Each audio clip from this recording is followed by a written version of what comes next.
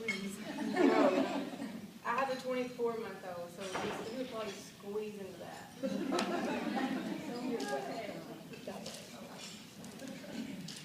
What's up? I think they like me to give speeches because I keep it real, but you just let me know if keeping it real goes wrong anytime I'm up here. But good afternoon.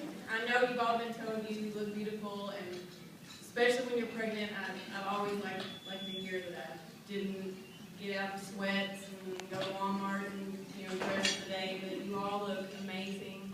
I'm honored to be here. Thank you so much for the lovely introduction from our very own First Lady of Virginia, Mrs. McDonald. Y'all, she gets it. She's a mother of 5, and she understands the challenges and the hardships of our lifestyle, especially the plight of military spouses, because she was one, as she said, when her husband was in the Army. Anybody else in the Army? Whoop. Yep. Whoop. Thank you also to the individuals and the volunteers that made all of this wonderfulness happen today. I don't know if that's a real word. I like to say it sometimes to make it feel cool. Especially acknowledgement to Ms. Carol and Jessica and Carrie as Happy Hour hostess.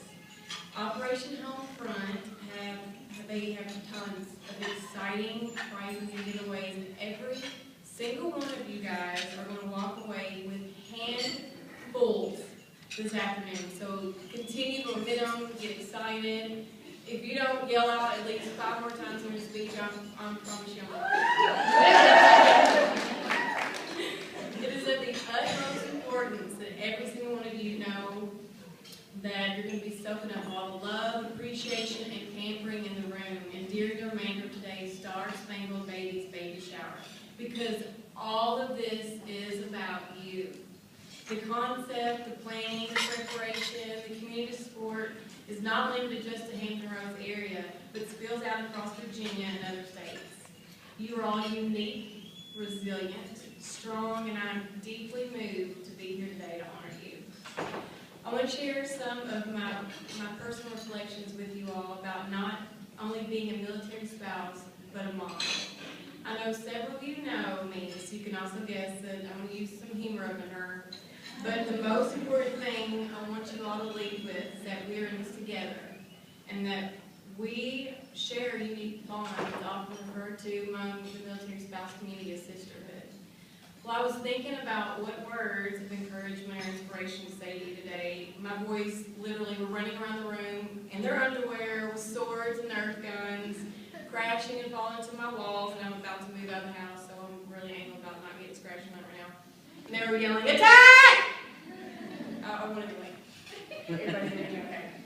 Really, they said it like that. I was hit a few times with some plastic bullets and swords, but no whelps, and I put this speech down until the next day. I worked on it at the library. Although the Peace and Quality Library helped my productivity, it lacked the true inspiration of what keeps me going is the love of my children. As I put my boys down for bed that night, my baby wrapped his sweet little arms around my neck, was unconsciously pulling me closer to him every time I tried to get up. I couldn't help but laugh at the situation because the whole time I was getting the boys to sleep, my 3-year-old was simultaneously at the other end of the bed playing leg wrestling with me, and every now and then he'd say, "Mama, you got me." Our boys are what makes me persevere and able to conquer the demands of the lifestyle and fight for our family's happiness. We're all in this together. Please raise your hand if you already have children again. I was in the front so I didn't get a good gauge. Cool. Please raise your hand if you have been pregnant, then your husband left shortly thereafter for training, TUI, shore duty. Please raise your hand if you have delivered one or more of your babies without your husband there to witness the birth. And last question. Please raise your hand if your spouse is currently employed. Look around the room.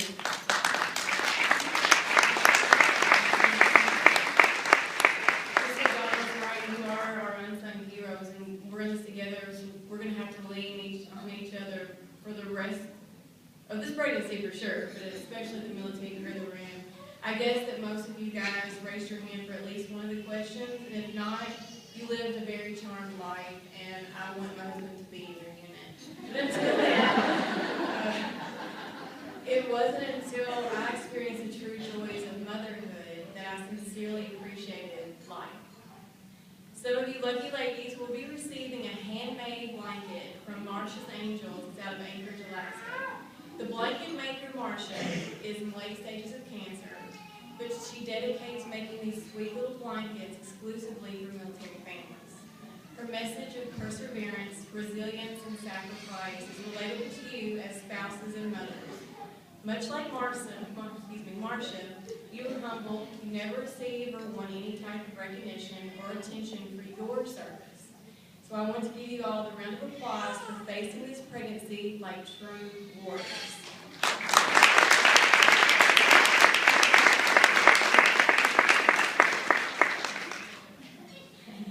As some of you well know, parenthood changes everything, but parenthood also changes with each baby. I shared this last year and all the preggers loved it. Here are some of the ways having a second and third child differs from having a first. So your clothes. The first baby, you begin wearing maternity clothes as soon as your OBGYN confirms your pregnancy. The second baby, you wear your regular clothes for as long as possible. I even did the rubber band on the string, Your third baby, your maternity clothes are your regular clothes. Preparing for the birth. Your first baby, you practice your breathing religiously. The second baby, you don't bother practicing because you know that the last time it did do anything. The third baby, you ask for an epidural in your 8th month. Worries. The first baby, the first sign of distress, a whimper or frown, you pick the baby up. The second baby, you pick the baby up when her wells threaten to wake your firstborn. The third baby, you teach your 3-year-old how to push the button to start the swing over again. I know you've done that. Going out. The first baby. The first time you leave your baby at the center, you call or text home 5 times. Get it done. Second baby, just before you walk out the door, you remember to leave a number where you can be reached. The third baby, you leave instructions for the sitter to call only if she sees blood. I've done that too. That's sad. So not only do you have the tireless but rewarding task of being a mama, you also have the honor to serve alongside your husband and bear the title of military spouse. As you well know, we mamas are oftentimes alone and are forced to be the mother and the father, no matter what branch your husband serves. They are gone a lot. However, these downtimes can force reflection, especially when you're pregnant and missing your husband. Your daily sacrifices matter way beyond the family unit. You are a real-life hero and backbone for your children, which will plant seeds in their young minds. Your children will carry your strength as they grow into adulthood, and they'll look back, they'll admire your courage and their mama's stamina, and know that they loved deeply. She loved her children, her husband, their father, and this great nation. It is because of mothers like you that this country is free. This country is the home of the brave because you, every single one of you, are brave. Always remember that we are in this together. I wish you a very comfortable and restful pregnancy, a speedy and safe delivery, and the very best that motherhood has